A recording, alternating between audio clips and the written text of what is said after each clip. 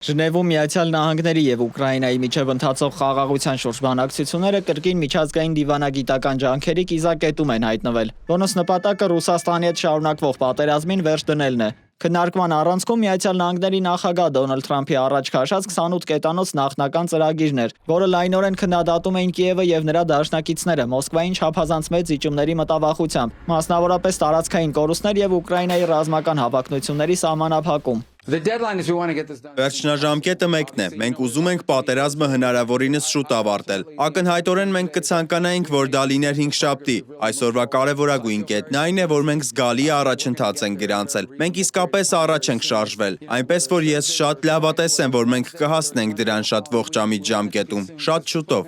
Ուկրաինայի նախագահական գրասենյակի ղեկավար եւ գլխավոր բանակցող Անդրեյ Երմակը նույնպես հաստատել է շատ լավ առաջընթացը դեպի արդար եւ կայուն խաղաղություն։ Մենք ունենք շատ լավ առաջընթաց եւ մենք առաջ ենք շարժվում դեպի արդար եւ կայուն խաղաղություն։ Ուկրաինացի ժողովուրդը մոլորակի վրա բոլորից ավելի է արժանի եւ ցանկանում է այս խաղաղությունը։ Մենք շնորհակալություն ենք հայտնում մեր մեծ բարեկամներին, Միացյալ Նահանգներին եւ անձամբ նախագահ Թրամփին ու նրա թիմին այս խաղաղությունը բերելու իրենց հանձնառության համար։ Եվ մենք կշարունակենք աշխատել այսօր, ինչպես ասաց պետքարտուղարը։